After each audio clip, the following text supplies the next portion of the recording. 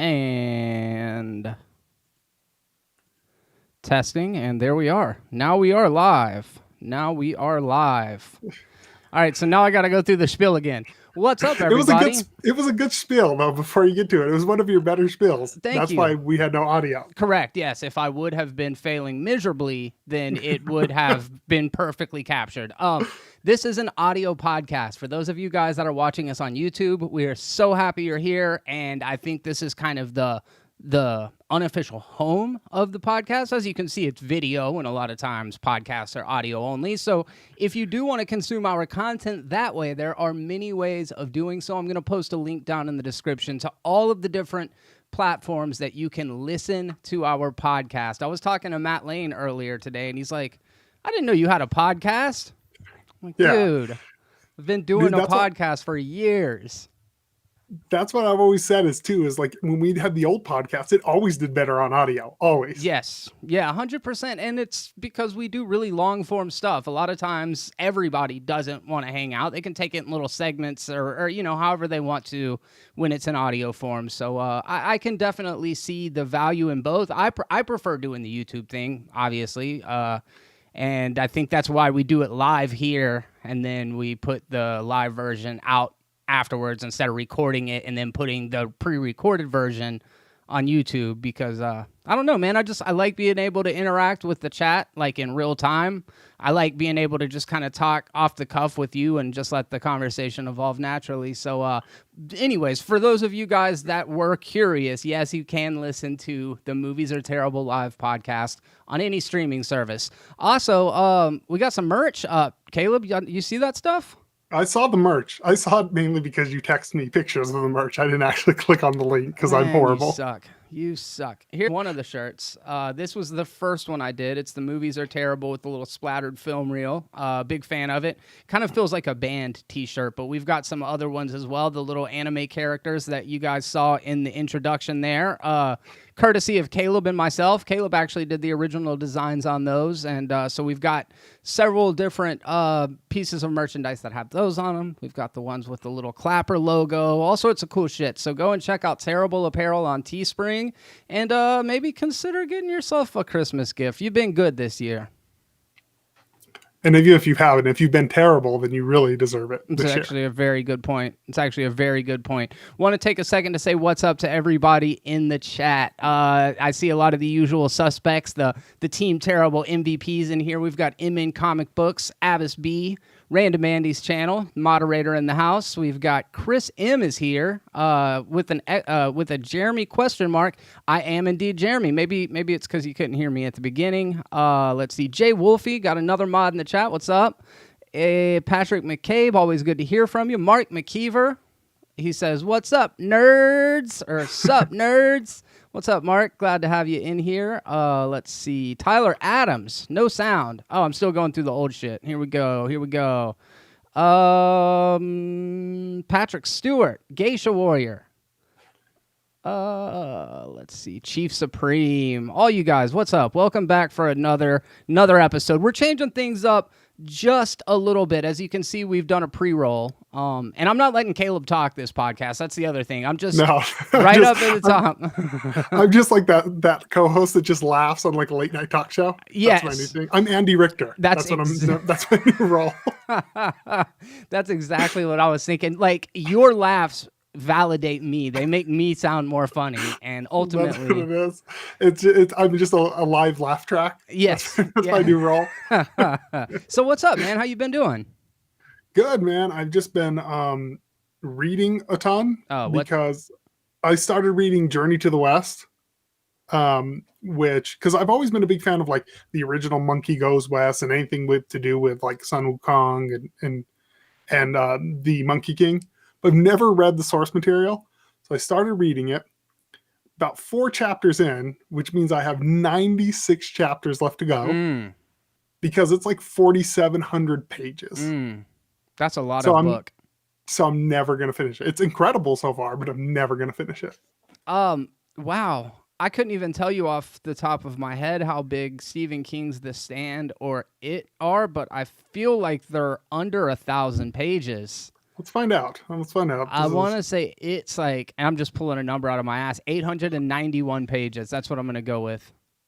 823, not bad. Wow. See, that is probably puts me on the spectrum somewhere. Like, I could tell you run times of movies and stuff, but as far as like real life, like things you could apply to better yourself as a human being, I got nothing for you. That was like last week you brought up the Futurama, and I was like, oh, Jurassic Park, the name of the episode. Yes. I'm like, why? This is the most useless fact that I know the name of this episode off the top of my head. It's probably the best episode of Futurama. It's not the best, but it's one of the best. What would you say the best is? I'll put I you on don't the know. spot There's just right now. so many good ones. I would say the one where the 4-leaf clover is really good about his brother. Yeah, that one is really good. It's a really good one. That'd probably be my favorite. Those are like the two most saccharine, sentimental of the Futurama episodes, huh? I know Bender becoming a dad is kind of has some emotion in it. Oh yeah. Like, doesn't he adopt like an entire orphanage? No, I'm talking about more where he actually has a kid and the mom is a piece of crap, and the kid wants to go to bending college, but he couldn't go because he can't bend. So they reset his memory and he forgets that Bender was his dad, so they can program him to bend. It's pretty dark, sad episode. I'm gonna have to revisit that one. Y'all let us know. I see that Random Andy's channel said, okay, now the audio is off. It shouldn't be, but that doesn't necessarily mean it isn't. Let's see. No, I don't know. No, I don't see too much of that. You guys do let us know, though. I do see drop frames detected. 31% over the last 2 minutes and few seconds have dropped. I noticed that when we were doing the stream with Matt the other day, that the audio sounded perfect, but it was almost like a bunch of freeze frames. So if that happens, I apologize. It looks like AV is good. That's good to know. Frame rate is dropping. Yeah, I'm going to have to try to figure what's up with that. It could possibly be the fact that I have 37 tabs open all at one time. That might be able to do part of it. Speaking of dropped frames, I've been playing the new Spider-Man Miles Morales. Okay. And it's great. It also makes me dislike the Spider-Verse movie more. Because I think the first half of the Spider-Verse movie is incredible. I think the second half's kind of bad. So it makes it an okay movie. I enjoy it.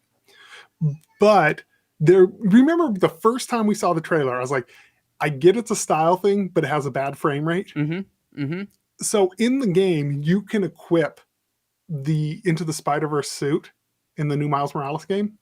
And it runs at that like 21 frames per second or whatever odd thing. So the rest of the world is going at least 30 frames past you, and then you're like, it looks like you're glitching, and it almost makes me nauseous while playing it, so I can't equip that suit. But you don't have to. I mean, is there anything to the suit other than aesthetic? Does it like give you better defense? No, okay. It's just for fun. But it brought out a problem I already had with the film. Even though I respect the artistic choice, it just for me didn't work. I get it. It brought out something that I'm like, oh, this is like, as a gamer who can detect frame rates, it really bothered me, and this is something that bothered me more. But the game is pretty good so far. I'm enjoying it. I just to clarify for those of you guys in the chat, Spider-Man Into the Spider-Verse is one of my favorite movies that came out that year. It's not one of my favorite movies, but I feel like it's probably it's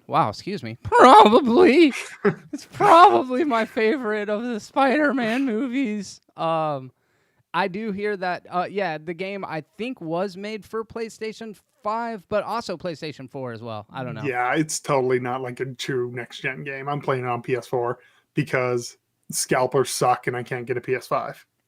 I agree with you guys. Patrick Stewart, Spider-Verse is a great film, Jeremy. Yeah. We got a bunch of weird news that we're going to talk about. We're going to talk about a couple of movie news headlines because, as you guys know, the movie industry is dying. So we've got to figure out some way to make talking about a dying industry that we all love. We got to make that fun somehow. So we're going to mix in all sorts of crazy stuff. I think I got some of the plugs out of the way. Like I said, make sure that while you're here, you do us the solid of liking the video while you're watching. I know many of you that are in the chat now are subscribed, but if you're watching this in playback and you're not subscribed, it really helps the channel analytics. It helps get us into the suggestions tabs, and all of these things are going to help propel the Movies Are Terrible brand. I made an Instagram post a little bit ago, and I posted it on Movies Are Terrible, and I posted it on my personal Instagram page, and I said something like, we're growing, and we're going to, the sky's the limit, but we can't do it with you. And Matt Lane texted me, and he said, dude, did you mean to say without? And I was like, wow, those couple letters really change the context, don't they? In fairness, what you said is much more on brand than without you. That's a good point. Yeah, that's a good point. I had a big burst of motivation today. I don't know in particular what it was, but for a long time, and Caleb can probably attest to this, for a long time, it's been like, man, I really need to, or like, I really should do blank. And today, anytime that I had one of those thoughts, I was like, it wasn't, I'm going to do this or I should do this. It was like, I'm doing this right now. So we were able to go and get the podcast streaming on different things. I've got like templates for descriptions to post in videos so that I don't have to write tags and all of that stuff every time. So I'm trying to make it easier on both of us while also making it more like a clean, crisp presentation so that you know what you're coming and getting every time you come and visit the show. So I'm pretty happy with the progress so far. Caleb, did you find the beginning boring? The beginning of the pre-roll? Yeah, just like us sitting there blinking. I don't know. Like, I mean, I never am that big into pre-roll. Like, I don't know. I watch most of the stuff I watch is like gaming conferences, and they're just a countdown, and I'll sit through those. So yeah, that was my idea about it, is just kind of make it boring. Like, give it an opportunity to play the theme song. We don't say anything. We're just kind of sitting there blinking. But I was like, it's cooler than just a static image. And I love that. You're like, I got a marketing strategy. Why don't we make it boring? Right off the bat. Yeah, bro, but then anything that comes after the pre-roll is more exciting. You know what I mean? So set the bar real low. We come in. Yeah. It's great. Yeah. Mm-hmm. I like it. I dig it. So, all right, weird news. Let's talk about some weird news. This is bringing it back to the People Are Terrible days, which is a podcast that Caleb and I did for 2 years after the weekly pop movie podcast, which I did for about 2 years before that. But the whole purpose of People Are Terrible was to just talk about some of the random weirdness that came out from the previous week in news headlines. And, there's a couple of things that I just always fall back on when all else fails. We talk about UFOs and we talk about sharks. I had a two-headed shark story today, but just for the sake of time, I had to cut it. But luckily, I have a story about Harry Reid, who said in a recent documentary that the U.S. is covering up UFOs. I mean, that wouldn't shock me, but it also wouldn't shock me if he's just a crazy old man saying random things too. Yeah, I mean, it can be both. Like, both things can be true at one time. So for those of you that don't know, let me set up a little bit of context. Harry Reid is the former Senate Majority Leader, and he was in a recent documentary called The Phenomenon, which was directed by James Fox, and it examines longstanding global cover-ups and mysteries involving unidentified aerial phenomenon. Caleb, you remember the Tic Tac incidents? You remember those 3 videos that we combed through with a fine-tooth comb with the little oblong shaped? Yes. And it was like fighter pilots. Yes, we covered it on People Terrible. The fighter pilots, said that they saw this. Yeah, and it's probably the most compelling UFO evidence I've ever seen, because it's one thing, I live here in Gulf Breeze, and this is for you guys that are listening, because I think Caleb's heard this story probably 1,000 times, but there was Gulf Breeze, which is where I grew up at, is the second most sightings per capita in the entire world of UFOs. There's a whole bunch of people that moved here in the late 80s, early 90s. They were called sky watchers, and they were coming because there were these really compelling UFO photos that were taken on Highway 98, which is the road that I travel back and forth for work and everything. UFOs landing on Highway 98. Anyways, long story long, after the photographer had moved out of his home, they found the model of the UFO in his attic. So that whole thing, complete farce. But like Caleb, what you were just saying is like, it wouldn't surprise me either if the government was covering up unidentified flying objects. But let's just suppose that the military was suspicious that it wasn't extraterrestrials, but that it was potentially foreign governments. Do you think that they would be doing the American public a service or a disservice by hiding that information and not making it public? I'm of two minds. So I am one of those people, like, just because of who I am, I'm always like, let everything come to the light. Sunlight's the greatest disinfectant. Like, let everything come to light, put out all the information. But then there's the other part of me that lived through the 2020 toilet paper shortage when everyone freaking lost their minds. Yeah. So I do think everything should be out. But then there's the other part of me is like, can we handle if we just know everything? Because we're a crazy pack of animals who freak out. That's a really good point. It's like the idea of the greater good is like a scary thing. And as people, we think we are, capable of taking in information and processing it in a way that is constructive. But at the same time, like time and time again, like you said about the toilet paper and stuff, time and time again, we've seen that you kind of have to.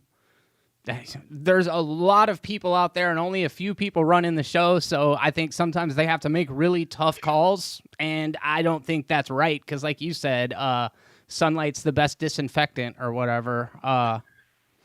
But it just reminds me, not to make it political by any stretch, I don't care what people believe in anything, but when that was like when Joe Biden goes, "Americans, we don't panic," I laughed. I'm like, have you been to a grocery store in the last year? We panic about everything. What are you talking about? Oh, yeah, dude. There'll be a Category 1 tropical storm coming off the Horn of Africa, and everybody in Florida is like buying water cases off the shelves and stuff. It's like but then we do get hit by hurricanes. So yeah. It's kind of, either you overreact or you underreact, but you have no choice, I guess, because we are emotional creatures, but to react in some way. But a lot of this information that we're talking about has been available since like 2017. There was this specific institution, the AATIP. They were a branch of the Defense Department, and they were dedicated solely to investigating unexplained phenomenon and aerial encounters from deep within the Pentagon. So this is stuff that the government is taking quite seriously. Cursor on Caleb. Thank you very much for the $2.99 it's right in my nose. Super chat. King of the Hills 34, $2.99 super chat. Cursor on King Caleb. Of the Hills for the win. I gotta figure out a way to fix that because I need my cursor. I need another monitor is what I need to do. So just keep on sending them super chats, you guys. Eventually I'll be able to put a new monitor. Be cursors all over the screen. That's going to be usually like, I didn't know. So apparently since he left office in 2017, he's become much more outspoken about UFOs. And Tom DeLonge of Blink-182 is like this really huge advocate discussing UFOs. And anyways, Harry Reid basically stopped short of confirming evidence of otherworldly activity, tweeting in August that he wants the issue studied and that we must stick to science, not fairy tales about little green men. So it sounds like he's very grounded in what his perception or suspicion of these things may be. It doesn't sound like he's, implying that these are extraterrestrial. Doesn't sound like he's like freaking out, thinking people out there getting probed. Yeah. Somebody asked me, I think it was Andy, asked me if I believe in aliens. Yes, 150% believe in aliens. Not a question in my mind whether or not aliens exist.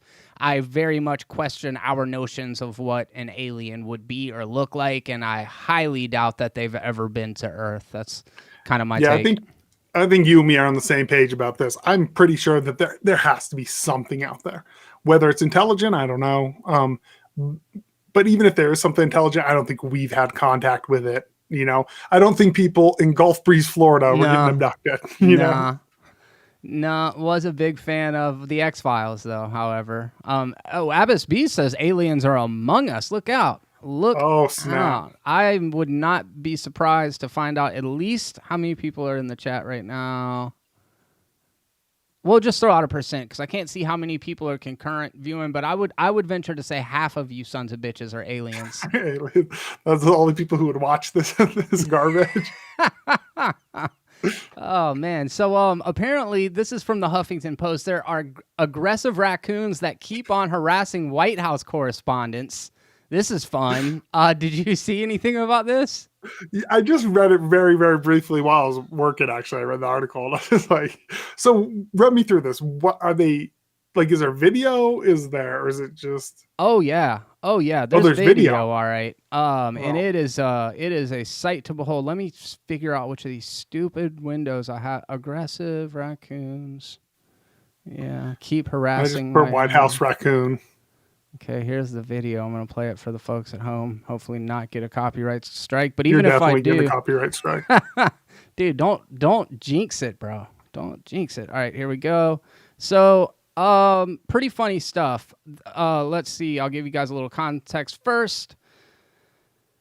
It seems that a gang of wily raccoons has taken up residence in the White House lawn, and at least one sneaked up on a TV reporter early Wednesday. CNN's Joe Johns was on camera shooting a live spot for New Day when a raccoon attempted to creep into the frame. In response, Johns threw an object at the critter and hollered, "Get!"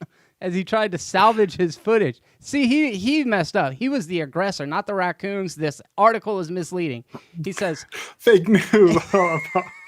Dude, I love that this journalist says, "Frickin' raccoons, man," John exclaimed in the clip as he repeatedly turned away from the camera to check for further advances. What did he throw? Like a giant trash can? Was that what it was? I don't know. We're about to find out. Hold up. Let me play this real quick. Just so you guys know, I can't see the chat right now, and I'm sure the cursor is scrolling across Caleb's face. Important thing is it's not mine. Let's see here. It's probably a lame video, but we're gonna. What? Get! Bro, he just threw a cinder block at. Yeah, I'm like, is that what it is? He's trying to just like smash. The president's schedule today, and important to say, the White House, especially from the damn. Bro, he is so scared of that raccoon. I mean, in all fairness, I don't blame him. I wouldn't mess with a raccoon either. Bro, they're squirrels. They're basically squirrels. They're not basically squirrels. Yo, they're cute. They're cute little rascals, man. Do you guys have raccoons out there? Yeah. Oh yeah. They're horrible. We have them in Colorado. They're the worst. What do you mean they're horrible? They will like attack people. They will attack dogs. Oh man. Y'all's raccoons out there are wild then. Yeah, they're like, you'll be driving and you'll just see them come out of the sewer and just like rush out a dog. Y'all's raccoons are wild boys. No, we don't have them like that. They do not play out here. I mean, they'll get into like your trash. Coolers and trash and shit when you're out camping. But yeah, I didn't know that. I've never seen an aggressive raccoon. Maybe you just taught me something I didn't know before. Tyler agrees. He says they're so bad. They're the worst, yes. Have you ever seen the show Turtle Man or whatever, Call of the Wild? Nah. Okay, so this is, first of all, it's the greatest reality show of all time. Doubt it. It's about a redneck who does humane, I put air quotes, animal trafficking. Oh, he drops bricks on him. He has 2 teeth because he has all of his other teeth are gone. Like his fang teeth, like a vampire. That's all he has. And he'll go like catch him. And one time he tries to go catch a blind, all white raccoon that's like stuck under a house. And this thing messes him up, dude. Oh, for real? Oh, yeah. Wow. No, Turtle King is the only reality show I will laugh till I cry. Well, now I have to go and discover a bunch of like violent raccoon videos. This is amazing. I didn't know this was a thing. We've talked about so many animal attacks, dude, and it is like always like a goose or a cougar. Like I've never seen raccoon come up on our list before. Yeah, when that guy out here in Colorado fought the cougar off and survived. Yeah, yeah. They were like, so would you rather take on 1 cougar or 20 raccoons? Ooh, that's a real Sophie's choice. I think I'm going with the cougar, bro. Especially if it was like a 30-pounder, like the one that one guy got heralded as a hero for. He fucking killed a house cat. I remember you were like you were not impressed. This guy just like strangled a 30-pound cougar. You're like, yeah, it's 30 pounds. Like you're out there just headlocking cougars all weekend. Dude, let a 30-pound cougar come at me, bro. Let a 30-pound cougar. You'll take it. Oh, what's up? Martial Arts Film Freak in the chat. You guys make sure to check out tomorrow's episode of Terrible Movie Trivia. I'm excited that we are doing a DC version of the game, and it is Tristan from Martial Arts Film Freaks versus Julio of Let's Go Pensacola on AM 1620 radio and podcasting services. But it was a really fun taping. We talked a lot about movies that weren't in the DCEU. We did some still images, and then we talked about all the movies that are in the DCEU. Caleb, how would you do at that? I think I would do okay, but I don't know. I haven't even seen Shazam, or I watched like 10 minutes of Aquaman and turned it off. So, man, I don't know why, other than just because it's bad, that I would have thought you would have really liked Aquaman. Aquaman is totally not my jam. Aquaman to me feels like the problem I have with Justice League and everything that DCU did, where they all of a sudden just started chasing Marvel, and it feels like this weird mash together of like campy, fun, but also trying to be serious. And it's like, you guys have no identity anymore. Yeah, I can see that. I think Aquaman was a fun watch. That is an incredibly stupid movie. Like I liked watching it in the theater that one time. But then again, you and I have dramatically different reactions to kaiju, because all it took in Underwater was to show me a fucking Cthulhu monster at the end, and I'm like, dude, 4 stars. Yeah, you were like, this movie's great enough, like, because they show this creature for like 2 seconds at the end of the movie. Yeah, man, for real. And Aquaman comes rolling. You hadn't seen it, but Aquaman comes rolling up on like one of the. It's like the Kraken or something. You know what I'm talking about? From Clash of the Titans. Yeah, the Kraken. Yeah, you know, from Greek mythology. Yeah, yeah, that one. The Ray Harryhausen Kraken. That's the one, man. What's cracking? What's cracking up in here? Random Andy's channel. I once had a neighbor who never minded her own business. A raccoon was simply wandering around my yard, not harming anyone or anything. She calls the police, and the police shoot the thing in my yard. Shake my head. Damn, bro. That is cold-blooded. Like... People out here talking about defunding the police, man. Who's gonna save us from fucking raccoons, bro? Oh man, defund animal control. That's the new hashtag. Man, these raccoons out here causing trouble in the country. All right, so that was fun. I enjoyed that. And Nick Mayfield says he went to Denver for a second half of his trip, checked out Mile High Comics. It is insane. Yes, it is. It's the biggest comic store in the world, and it's like 5 minutes from my house. Nick, I don't know if I feel like you are a relatively new subscriber. I don't remember seeing you on People Are Terrible, but Caleb and I had a huge conversation about a large-scale robbery of this comic book store, right? Yeah, they broke in and took a ton of like their classic stuff, like first appearance of Batman and stuff. Seriously, they left like DNA and blood and shit like all over the scene of the Wasn't crime. it a guy who worked there? I don't know that we ever. Maybe. Did we ever find out a mystery? I think so. I think because he just like smashed his hand through there and had blood everywhere. Yeah, yeah. Like even if we didn't find out who it was, somebody found out who it was. But yeah, dude, I really want to go and check that comic book store out. You've told me a bit about it. It was like crazy stuff. Like I mean, because that comic store has a lot of like big stuff. You know, it may not have been. Book said he took a Detective 27. I don't know. He must have Googled that. That sounds right. Yep. Sold today for a Detective Comics 27 sold today maybe for it wasn't that. $1.5 million. It was like 20 comics that were just ridiculous. Like it was a multi-million-dollar break-in. I just remember. Yeah, I feel like Action Comics #1 was in there. I mean, it was like no, it was not Action Comics #1. I wish it. That's a crazy story. If so. Yeah. That's the story I want to tell. We're just gonna move. It was all of them. It was everything. It was Action Comics #1, Detective 27. Let's just make this the biggest thing ever. All right, let's switch gears into some more serious stuff, Caleb. I mean, like people come here for the cold hard truth about Wonder Woman 84 and its delays. This is a crazy story, though, for real. Because separate for so HBO Max and the movie theaters are releasing Wonder Woman day and date. Both of them are simultaneously, or both platforms are releasing it simultaneously on December 25th. And obviously, the reasoning behind that is obvious. I mean, we've been talking about delays and pushbacks and production schedules getting shifted around and all that shit for months.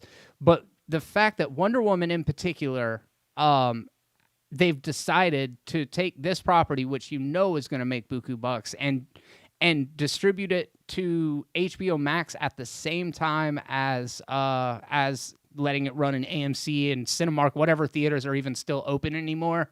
Do you feel like, maybe I'm being hyperbolic, but do you feel like this is like a death blow to the theater going experience? I mean, I don't know, because this could all, come back later. I think right now it's definitely the smart move, I think it'll make more money on streaming than it will on box office. But are they doing it? Is it just like free on HBO Max? You sign up for HBO Max and it's there, or do you have to like pay HBO Max and then pay for it, kind of like Disney Plus did with Mulan? It's got to be the second one. It has to be, right? It's got to be. That's actually a good point that I haven't even thought about. And we'll circle around because I know that's like our main topic tonight is a lot about theaters and some different options for having that kind of communal experience. But this is from Screen Rant, and it says, it will officially release domestically on Max and in theaters on the 25th. And with the current state of affairs in this world, this is the most viable release strategy, which speaks to what you just now said, Caleb. I mean, if you're going to have to put it out, this is going to be the way to do it. The highly anticipated sequel to 2017's hit Wonder Woman has been subject to numerous delays, and its HBO Max debut alongside a theatrical release is a major departure from how superhero movies are usually rolled out, though it will reportedly debut in theaters internationally on December 16th. However, the reasoning behind Wonder Woman 1984's HBO Max release is obvious. So, I mean, this is like a threefold kind of thing, right? Well, Tyler Adams says that it's just going to be free on Max. Yep, and so does King of the Hills. Wow. So that's crazy to me. I mean, I know that you pay a little extra for HBO Max. It's one of the more expensive and premium streaming services, and they have a terrible subscriber How much count. is Netflix now? Netflix is the most expensive, and then I think HBO Max is right underneath that. I think. And then Hulu without commercials, like I pay for Hulu without commercials, is about there too. Everything's about $15 now. Yeah. HBO has only got like 3 million subscribers, or I don't have the numbers in front of me, but something like pathetically low. And I think it's a lot to do with the brand confusion of HBO Go, HBO Now, HBO Max. Warner Brothers and HBO have had a difficult time with just branding, like the most fundamental thing about branding, and it seems like they've had a difficult time like nailing that down and letting people understand the difference between HBO and HBO Max. And I remember when it was rolling out, I was texting about it. I'm like, dude, I can't wait for HBO Max. And you're like, well, I have HBO Go. Do I get it? Yeah. Like there was confusion, and you're in the movie space and you weren't even sure. And I have it and I love it. And you were championing it. I think you were the main reason that I got it. You got me excited talking about a lot of the Turner Classic Movies and the animation that's on it, which is stuff I love. It's honestly, even though I canceled it, it is one of the better streaming services, if I'm being frank, for someone like me or like you. It's just, I feel like part of the reason right now is the same thing that you're having with you're seeing this in video games, like games as a service, all that. We're getting to this point of max capacity. Like there's only so much time in your day. Yeah. There's only so much mental bandwidth you can have in a day. And I just look at it and I'm like, that's why I canceled HBO Max. It wasn't that it was a bad service. It's just I have so many other services that I don't even watch. Like if I had my way, I'd cancel Netflix tomorrow. I think Netflix is turning into a pretty bad service. Yeah. But like I just don't have the time. So why am I going to pay $14 for a month for a program I won't use? I think they're just kind of too late into the game. I think Peacock's falling into the same category. What is Peacock? No, I'm familiar, kind of. I've never opened that app before, though. The only reason I have it is because so my wife can watch all her trashy housewife shows.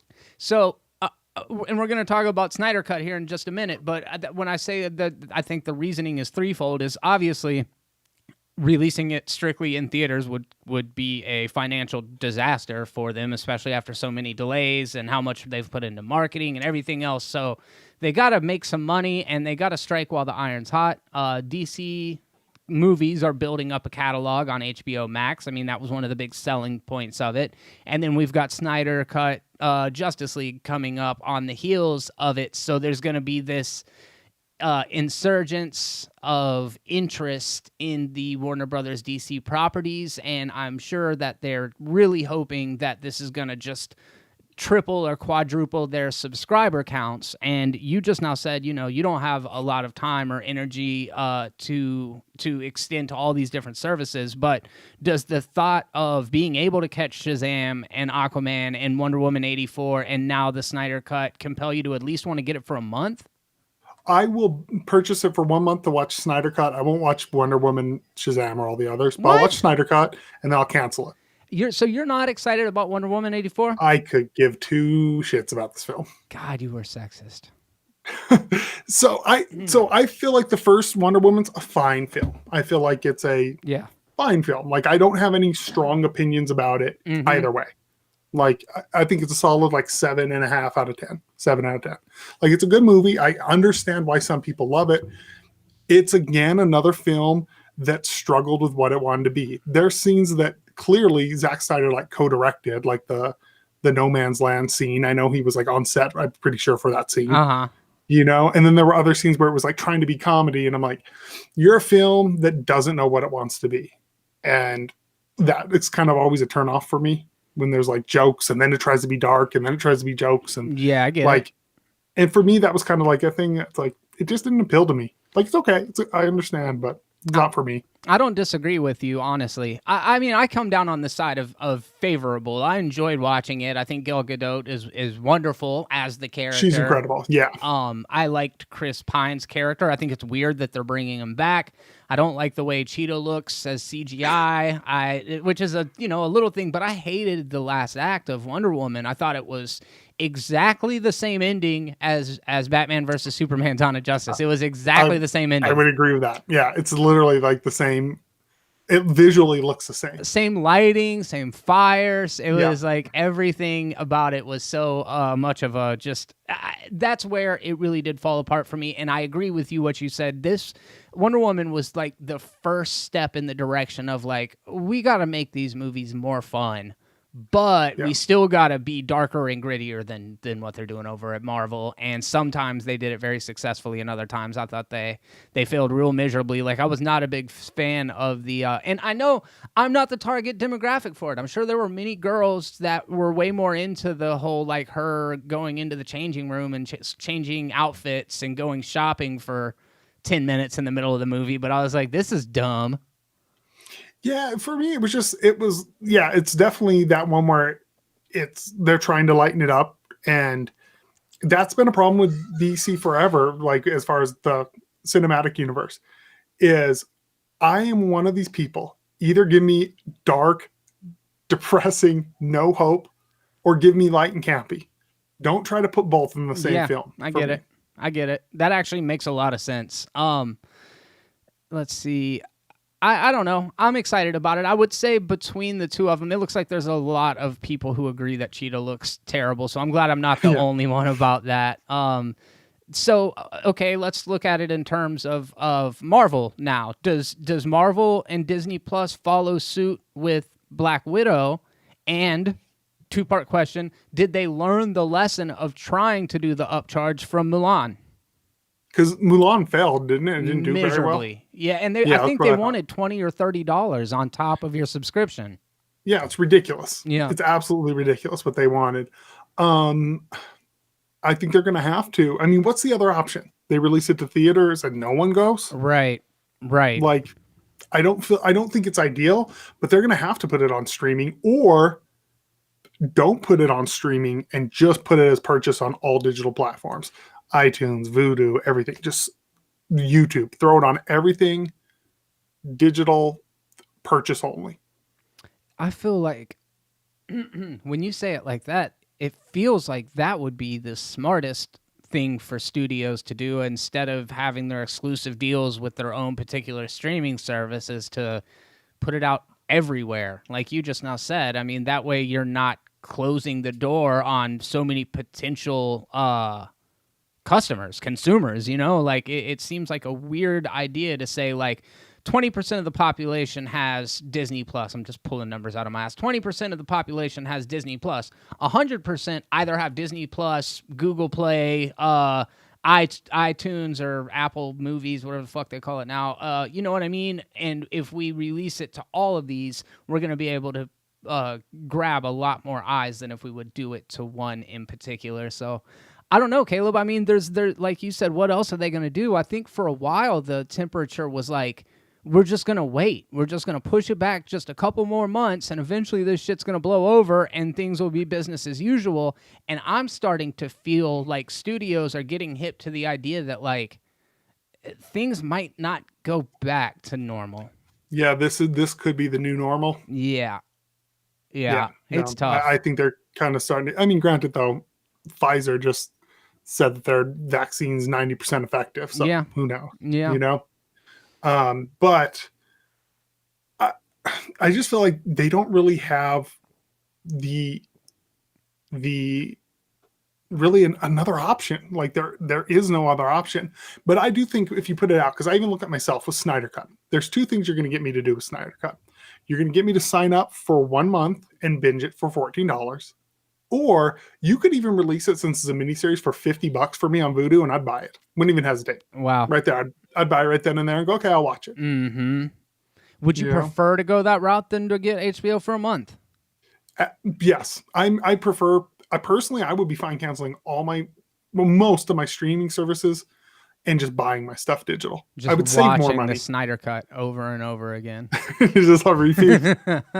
So Suicide Squad, The Suicide Squad, excuse me, not to be confused with Suicide Squad, 2021. Well, don't make it confusing for general audiences. Yeah, because we're fucking geniuses, as we can go back to. So The Suicide Squad, August 6th, 2021. DC Super Pets, what the I ain't even heard of that before. Why would I censor the one fuck that I dropped out of like 60 of them? DC Super Pets apparently is a thing that was going to come out on May 20th, 2022. The Batman, 2022, March 4th. The Flash, November 4th, 2022. The Flash ain't happening, man. Get over it. The Batman ain't happening either. Oh, I hate when you say that, dude, but I would not because you know I'm right. That's why you hate when I say it, because you know I'm right. It sucks, bro.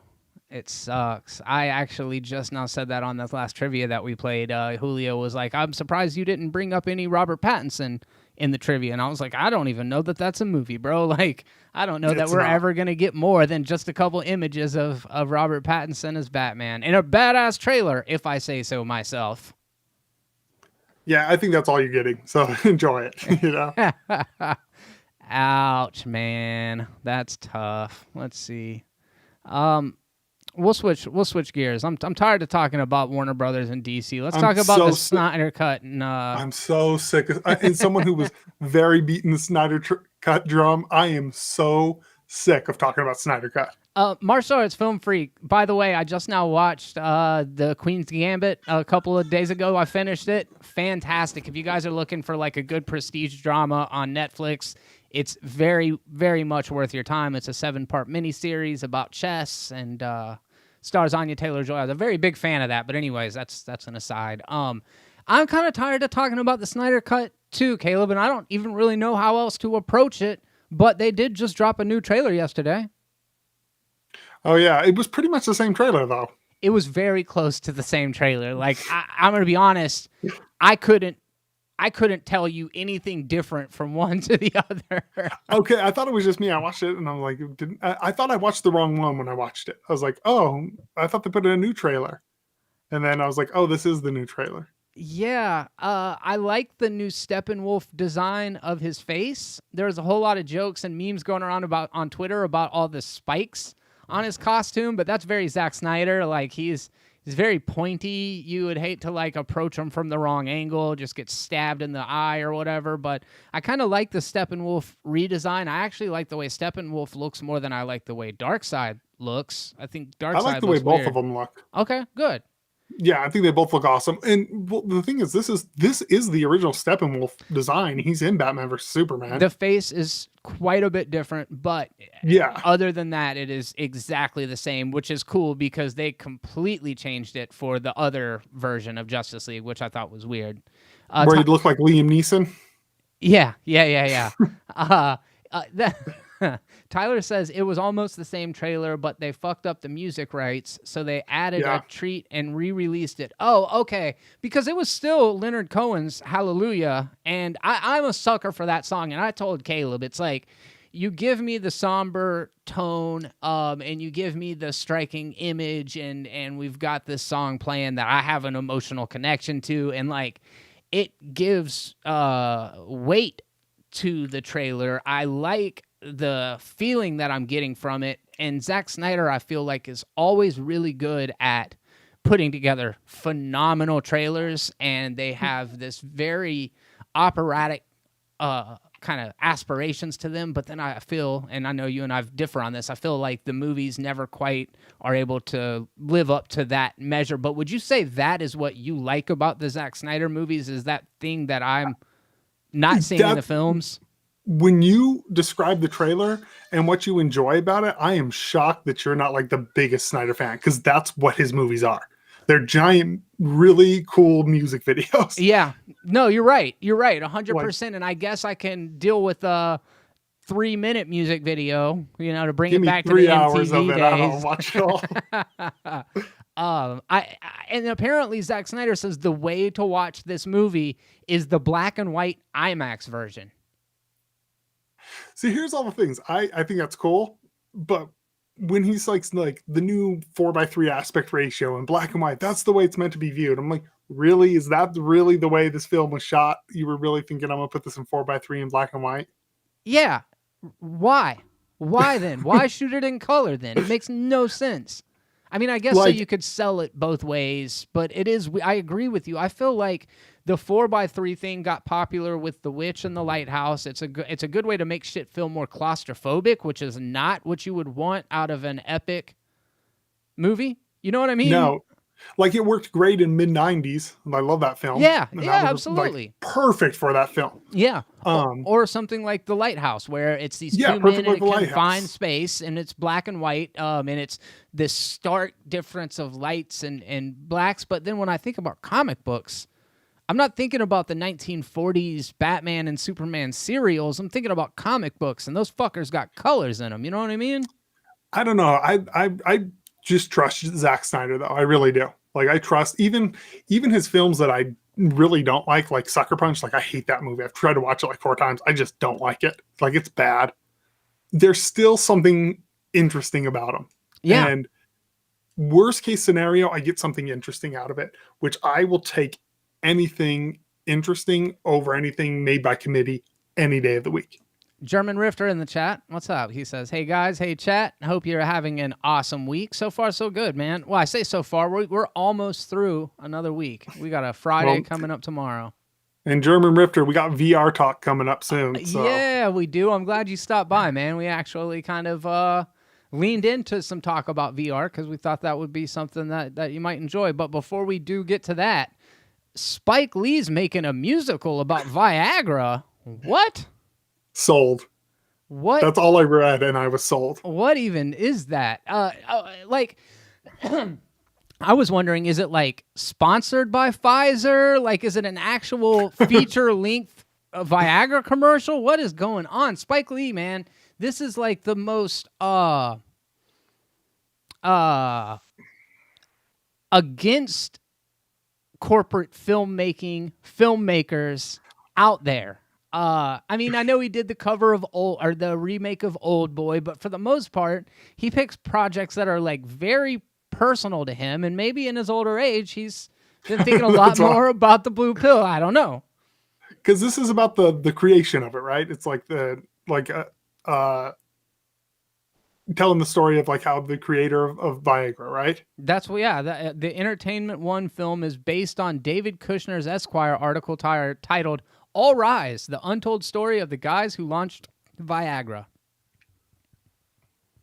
It's weird. It's again goes back to what I said. Weird and unconventional sold. Even if I don't like it, I like that it's being made. Dude, if there is like a verse from Lin-Manuel Miranda in the middle of it rapping about like, my dick used to be soft, but now all of the time I take a pill and it gets hard, and just like goes into this very educational. Hope it's just like you did it there too. Like Hamilton, you know what I'm saying? Like, it's very educational. There's a lot of exposition in it, just like a lot of information being crammed into it. Like, I want him to break it down. Takes about 45 minutes to take effect. Then my penis gets erect. Then, like, so, okay, as much as I say, like, I'm super sold, am I going to watch this film? No, it's a musical. I hate musicals. Like, is this something you're actually going to check out? I love musicals. You know that about me. Oh, Prime in the chat. What's up, Prime? He says, that's what I'm rapping about. Yeah, I love musicals, man.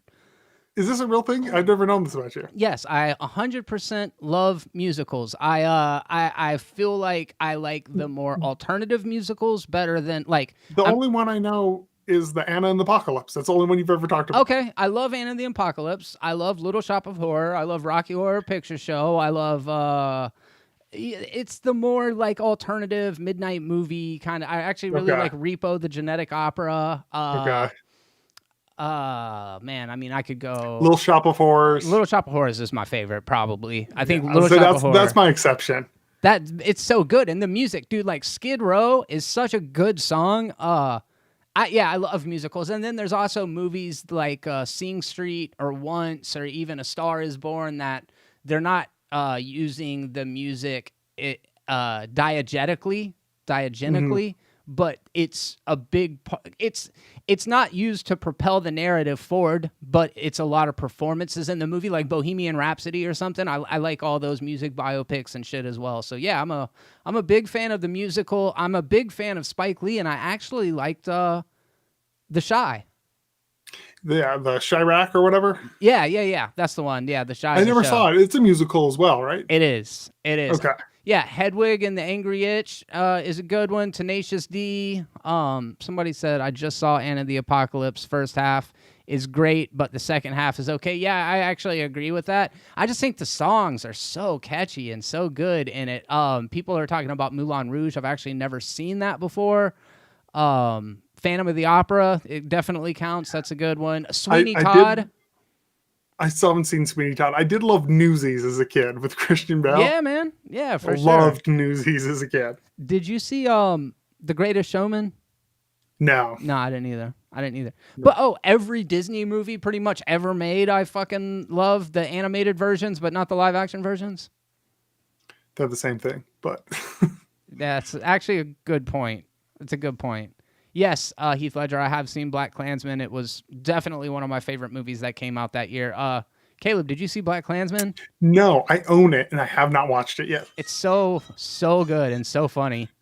I bought it like the day it came out in digital and then never watched it. It's good. I highly recommend it. I do like Spike Lee quite a bit. I like Do the Right Thing.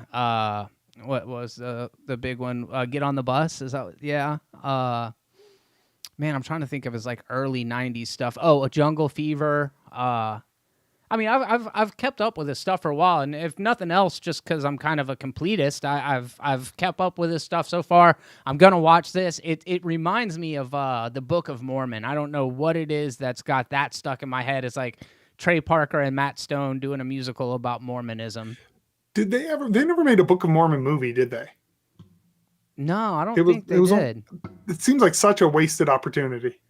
Yeah, it does. Yeah. I feel like it would just do gangbusters just out of the fact that it's attached to Matt Parker and Trey Stone. Yeah, that's one I would watch just because I'm such a big fan of, obviously, South Park. Mm-hmm. Diss track. No, we have not. We're about to start talking about VR theaters and other things. Right before we switch gears into that, I did want to take a second to say, you guys do me a favor.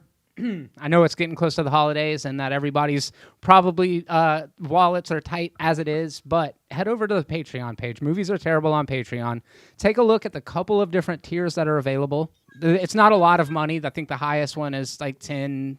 It's not a lot, and you can actually donate as little as you want to. You don't have to be a tiered member, but go over there, take a look at some of the perks, decide if any of those tiers are right for you, and then when the time is right, maybe it's early next year, maybe it's later the following year, but if you can consider supporting the channel, it would really help out.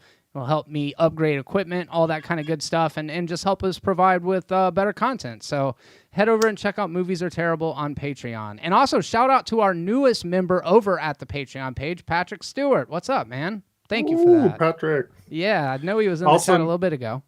Then Jeremy can finally delete his OnlyFans account. No, that ain't happening. That's a passion project. That's not about the money. So you're ready to jump into some VR talk? Yeah, I got this terrible frog in my throat, but I think I got it for a second this time. Okay, so here's the thing. There's a lot of discussion about the end of movie theaters. And for a long time, my kind of belief was, and I still believe, there will always be like boutique movie theaters. Like right now, AMC is probably playing Empire Strikes Back. And there will probably always be some little cinema tavern that sells beer and pizza that you can go into and watch cult movies, blockbusters from the bygone era. But I'm not sure that this current model of movie theaters is going to exist. And that's kind of the jumping off point of this conversation, because I was thinking about it. It's like, I mean, movie theaters have always been a part of our lives, Caleb, but so were video rental stores. So were arcades. Libraries, Sam Goody or FYE, where you would go and buy your physical albums and CDs and stuff like that. So we, in our lifetime, we've seen technology just wipe out all of these businesses that you just would assume we're an institution for the rest of our lives. So there very well could be a world where movie theaters don't exist. Before we get to the VR portion of it, I mean, do you think that we're getting close to the expiration date? Like, what are you projecting in the next 10 years? I think theaters will be a very niche thing. They'll go for more classic films, more art house films. It'll be a more specialized thing. Unfortunately, I hope I'm wrong. I hope I'm very wrong in this prediction. But I just think it's going to turn into that sort of thing. I mean, it's going to be what happened to physical media. I feel like is kind of going to happen to that too. It's tough because I know that we really love that. I say we. I think a lot of the people in the chat, I know that it's not always great, but I think a lot of people like that communal experience of going and seeing Wonder Woman on Thursday night before the normies go. The diehard film go on the night that it premieres, the night before it's scheduled to open or whatever, and that 7 o'clock showing is packed out, and the energy and the emotion is palpable. And if you've ever watched a comedy in the theater versus a comedy at home, I mean, the experience is so much different when you're just surrounded by laughter. I'll take that experience every time. Now, I do know it's annoying to have people kick their feet up on the seat next to you and be on their phones and shit. And I mean, so in taking all of that stuff into consideration, Caleb, would you say that the theater going experience more times than not is a positive or a negative experience for you? It's 99.99% of the time positive for me. Same. Even if it's bad, a bad experience, it's a story I have to remember. It's going to be like I have a story of where a lady started uncontrollably puking in the middle of a movie, and the entire thing smelled like puke. That's a story I'll take with me. Yeah. Yeah, I'm with you. I feel kind of the same way. It's like a bad 5 minutes out of a 2.5 hour movie. Still, the majority of the experience is good. Give some jerks on their phone for a minute, just kind of let it wash over you. Get back into the movie and enjoy the ride. Because it's like I've compared before, rock concerts, church, all of these things that are so based on a vibe. Like vibes are real. You know what I mean? And they're not something physical that you can touch. It's not something that you can really quantify. But I think that especially in those certain experiences that I just now named, the people element of it adds so much. So I'm sitting here trying to think, like, how is it that we can still have stand-up shows and still do movies and still have that communal experience? And that's what kind of brought me to the VR idea. Now, I have only played a little bit of Ghostbusters VR, and I played this like surgery game on the PlayStation 4 where you like do open heart surgery or some shit. It's been a while. I've done a handful of VR games. I think the first ones I did were back in like the 90s when it was these really crude like geometric shapes. You know what I'm talking about? Yeah. Polygons or whatever. So anyways, it's come quite a long way since then, but I'm the noob here. So what do you think about we'll just start with movie theaters. Is VR in a headset in a room separate from everybody else, but everybody going into a virtual movie theater and sitting down, does that work? Does it present a set of problems or solutions that I'm not thinking about? Like, what do you think? So first of all, I started YouTube as a VR YouTuber. That's how I got my start before I ever did movies. Interesting. That's actually how I got to know German Rifter, Daniel. Did not know we that. met through that space. And then he followed us, People Are Terrible in here. So that's how I know him, is because I was a VR YouTuber. I used to actually get like indie games sent to me for free to review VR games. Oh, wow. So I love VR, like absolutely love it. And I've actually watched a couple of movies in a virtual theater setting. X-Men Days of Future Past, I saw that for the first time in a virtual theater. All right. Before you even go further than that, what did that entail? Walk me through that experience. So this was early, because that was a while ago when that film came out. So this was early VR when like the Samsung Gear VR. And I had the movie on there. I had to buy it. So it was actual like movie theater sitting. And you can look around and you can see your seats. You can, it's put on headphones. It has a more echoey theater sound system to it. And it still was early VR. So you had that screen door effect where you can kind of see that you're close to a screen. You can almost see the pixels. Yeah. And still being, people think I'm crazy. The first time I watched a movie in VR, it was like damn near religious experience. I was like, holy crap, this is something spectacular. And it was amazing. I really was able to just totally tune out the world and really concentrate on a movie. But did I have any sense of community with that? No. That's what I was like. Okay. So it wouldn't have mattered. It wouldn't have mattered if you were in that theater or not. The experience would have been the same for you. Yeah, absolutely. You know, Prime says if it did go to a VR movie theater, I better still have the ability to throw popcorn at other avatars. And then German Rifter actually says you can throw popcorn.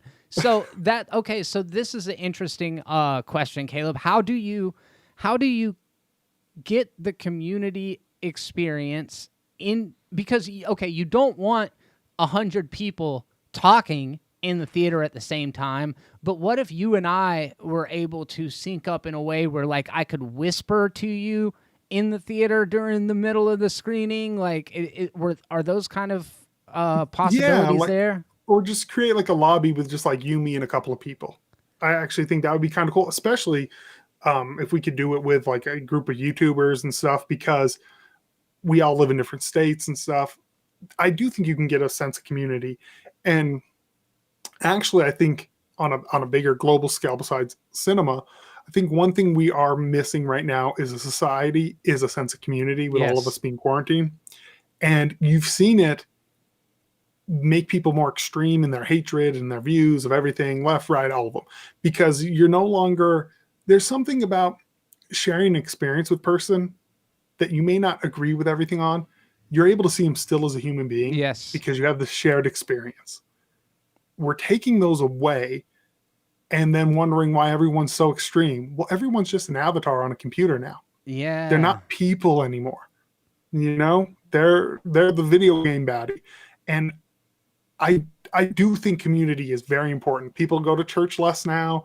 People now don't go to movie theaters. We've like literally just eroded all of our senses of community. And for me as a nerd, and as for you, like the movie theater was a big thing I did with friends and community, and even people you don't know. Just seeing other people laugh at the same things you laugh at, it humanizes them. And there's, I don't know, I just worry that VR, it can do a lot of things great, and I love it.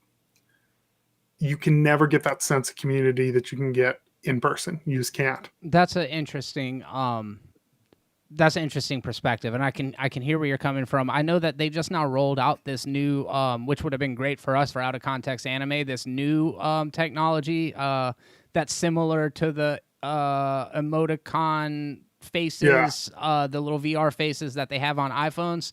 So, I mean, there's getting to be a more realistic thing. They're able to kind of sidestep the uncanny valley by making it more cartoonish. I mean, you can see expressions and faces and things like that. So maybe that helps bridge the gap a little bit. In Comic Books, I believe a moment ago, said, you know, why not just get on Discord or get on Zoom? I mean, we could all be watching a movie right now, and that's true, but that's not a financially viable solution for theaters. I mean, as consumers, we can think of a lot of ways to get around it, but for the industry itself to continue on, there's got to be another more immersive way. And then I saw somebody else bring it up, and I'm curious, would it hurt your head? Does it hurt your head to wear a helmet for 2 hours?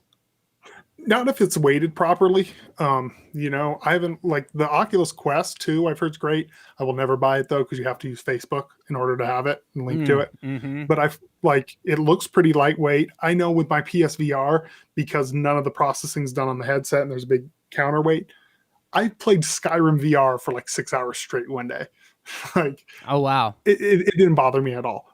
But you do have to get your VR legs. That's more with video games.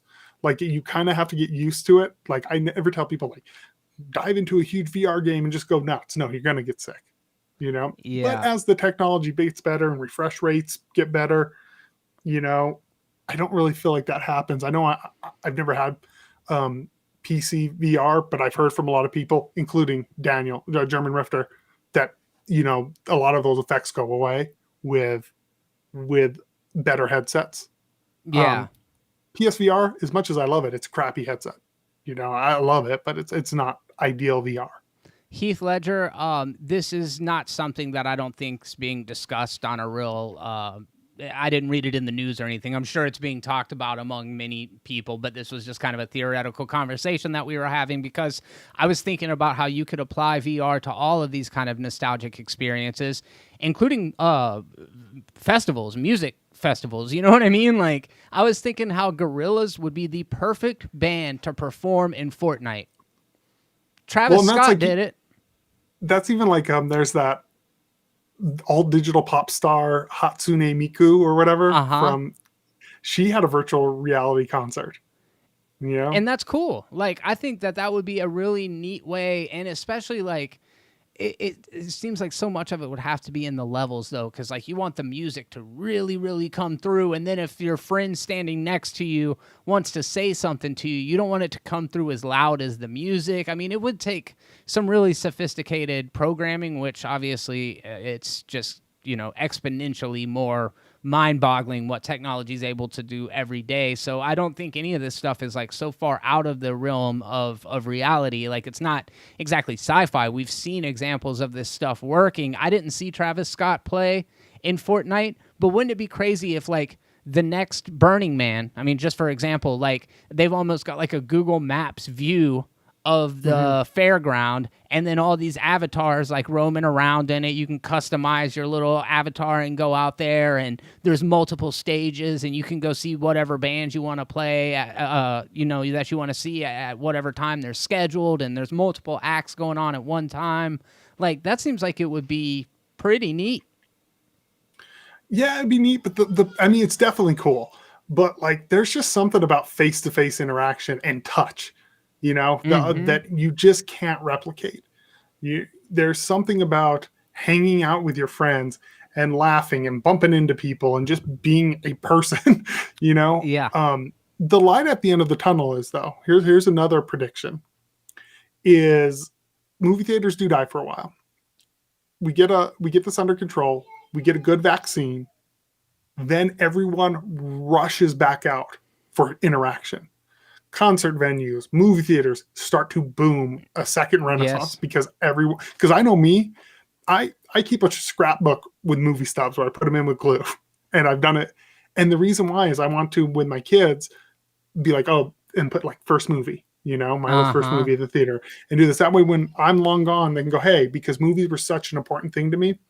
And there's a part of me that like makes me incredibly sad to think that could be gone. So the other part of me is just hoping that, yeah, VR is a great option. It's a viable option, but hopefully when all this gets said and done, people will rush back out craving that human interaction. Because I'm pretty sure everyone, you, me, everyone in the chat, I'm pretty sure is craving human interaction right now. Oh, 100%. And it's there's not a one-to-one comparison. It's not like a concert on VR could ever be as good as a concert in person. And I don't think that society's going in a direction where everybody's going to always be locked in their own homes. I don't think it's necessarily bleak in that way, but just trying to think outside the box of other ways to pacify for the time being. And then also, like you said, optimizing the experiences for people who are in Pensacola and Denver and want to like hang out in a space that's, I mean, we do it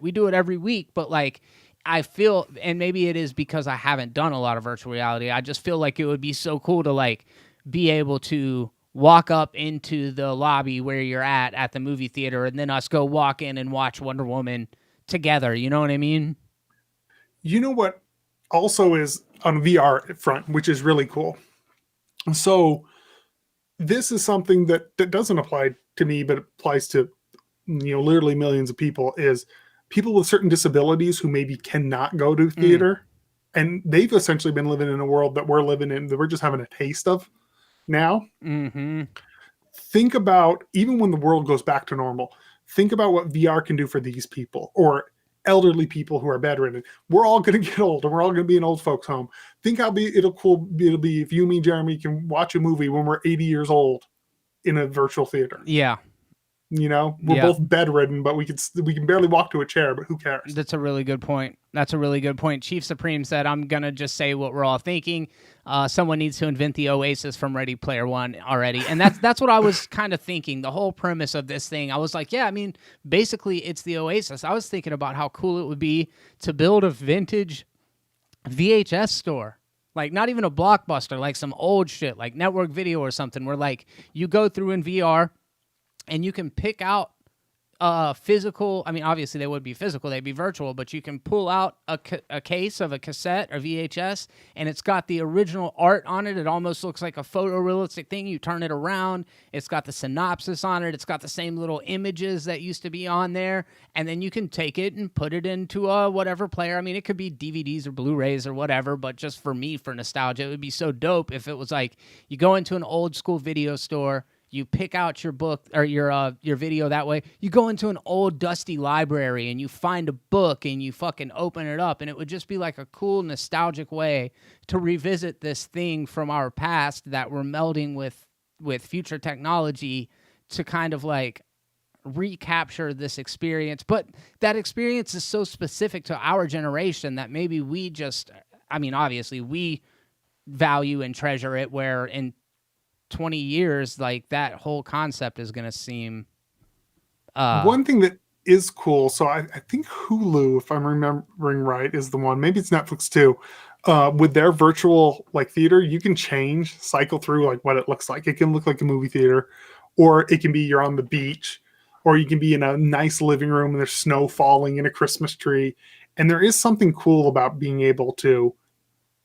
I think VR is truly magical. Like, there's something amazing about I'm sitting in Colorado in the middle of a snowstorm, and I can put on a headset and I'm watching a movie on the beach. Yeah, dude. Yeah, that's freaking awesome. I would definitely like to get more involved with it. If I were going to get a VR setup right now, what should I get? So it depends on budget. If you want budget VR, honestly, Oculus Quest 2, you already are on Facebook, so who cares? Yeah. You know what I mean? Yeah. Like, it's $399 and it's an all-in-one headset. You don't even need to connect it to a PC. You can play games, you can do all of it.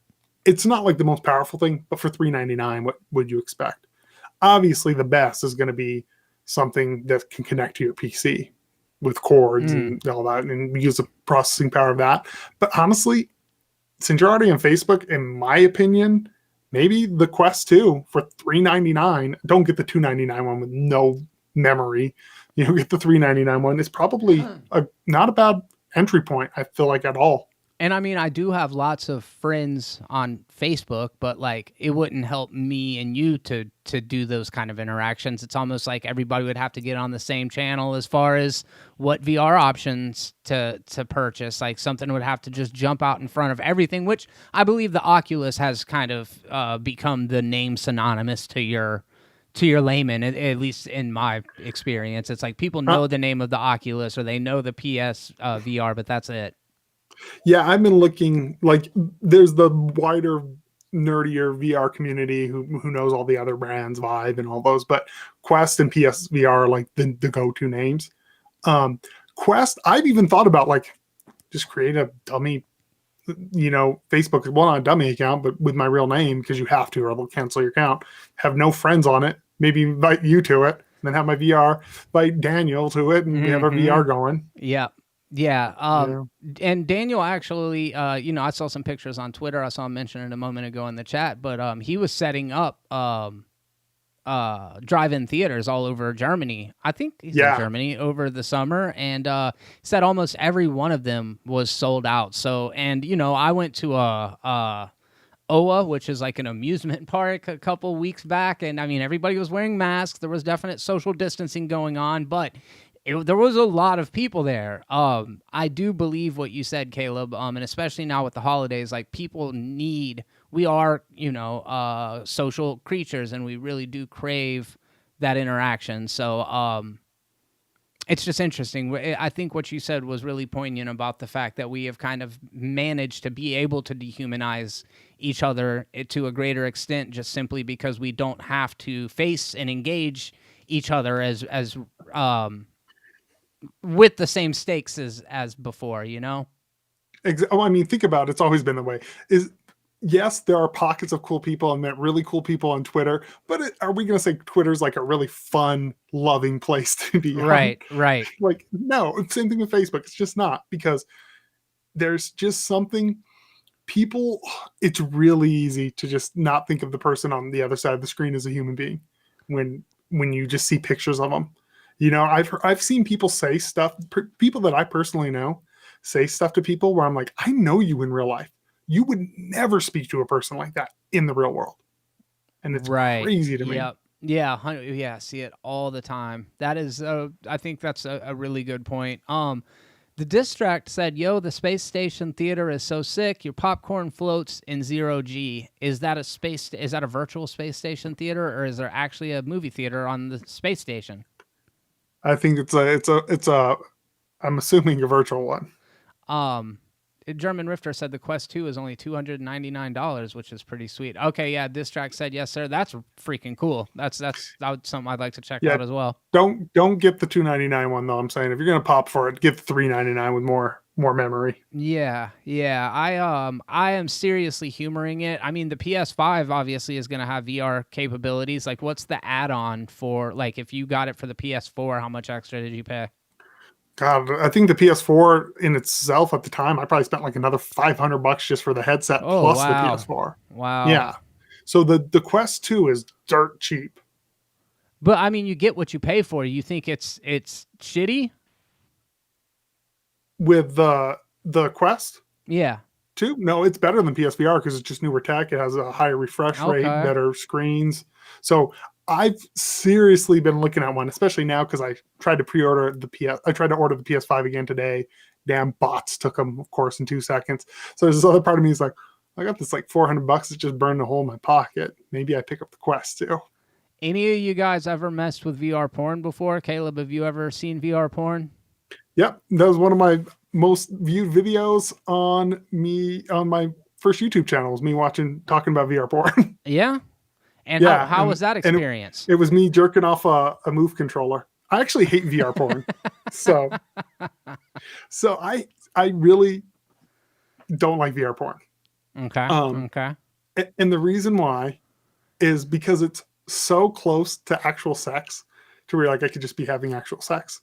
And then you don't realize apparently part of the intrigue of porn is not just it's the third person view. It's watching someone else. Uh-huh. I see what Like, you mean. Yeah, like you're like it's almost so close to actual sex that you're like, it just feels like sex, which I'd rather just be having sex. Yeah, well, you have that luxury. I mean, we're married men. If it's you get hard up, you just have sex. Some people don't have that option. You think a fleshlight and VR porn is like a good like? Are we like 70% of the way there? Are we like 80% of the way there? I saw a video of a Japanese dude. He's like in a full suit with like a robotic arm that's just like going to town on him with a fleshlight. Interesting. Yeah, that's one thing that I've heard mixed things about. I've heard like great things, like holy crap, it's almost the real deal. To like, It is. It's surprisingly close. are they actresses or are they video game characters? No, they're like actual like actresses, and it's a dude's body. Like, well, I'm sure there's ones where you can be a woman's body, but I just want to see someone filming this because he's just like laying there, like dead fishing it with a camera strapped to his head. Can you get rough with them? With the girls or the guys? I mean, like whatever you're into. What am I getting rough with? My hand? Like the characters in the VR thing. I don't know. No, it's you just can't a video. Grand Theft Auto. Oh, okay. I see. It's like bro. a video. That's what I'm saying. I would like to see him filming it because it's probably hilarious. I see. We got some people in the chat just like, what is going on? I see though now, like I thought it was almost like video game characters that were like hyper realistic and you could like control the scenario, but it's not that at all. It's just like sure a there is that, too. pre-taped experience. Okay. Look, guys, I'm just trying to get the logistics down. Thank you, Distract. Just now broke it down for me very nicely. He said it's a passive experience. He can't really interact. That makes a lot of sense to me. I see. Jeremy's canceling his Oculus order right now. Like Minority Report. Yeah, that's a reference I understand. Well, this has been good, man. This has been good. I feel like I got a much better understanding about virtual reality porn and even a little bit more better understanding about human nature. You know what I mean? How did you understand more about human nature? Because of the porn or because of... I don't know, just conversations, man. Or is it just something you just said? Be honest. I'm going to be honest, man. I don't know why I said that. No, I was actually thinking about your comment about people needing to have the sense of community and like flooding out to these places that were in dire fear that they're all going to just crash and burn. That maybe there is still a shred of hope left. Maybe there is a future where in the next 6 months, everybody except those people are going to get vaccinated, and then shit's going to start to get back to normal, and that would be great. That would be awesome. I would love to see it. Well, we could leave it on a really sad note. Maybe we all end up just like pod people. Damn it, man. Tube in our neck. Damn it, man. I tried to get the last word. Thanks a lot, Caleb. And thank you guys all very much for stopping by to check out this week's episode of Terrible Movie Trivia. Just kidding. I do that all the time.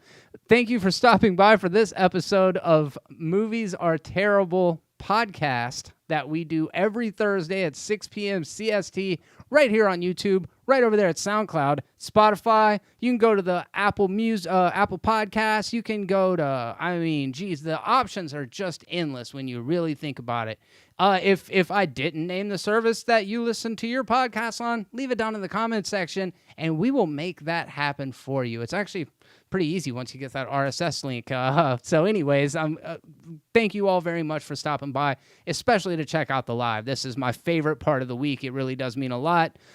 Speaking of events that are coming up, Pensacon is going to be just around the corner. It's creeping up on us very fast. So if you're here in the Pensacola area and you're curious about maybe checking out a big pop culture convention where I'll be hosting the film festival as well as a bunch of celebrity panels, then make sure to look up pensacon.com. I'll put a description down in the link. Terrible apparel. Get yourself some cool swag for the holidays. Put it on your Christmas list. Ask Santa Claus. Lie to him. Tell him you've been a good boy or a good girl this year. That's Terrible Apparel over on Teespring. Also, Terrible Movie Trivia is going to be released tomorrow at 4:30 p.m. CST. Check out Movies Are Terrible on Instagram. Caleb recently just now put us an Instagram profile up. It's growing, and I want to thank all of you that are in here for helping that happen. As I said, all the links are in the description. Caleb, it's been fun. It's been real. And thank you for coming and doing this with me again. Yeah, see you guys. I'll see you guys in a week. And until next time, and on behalf of all of us, be terrible. Peace.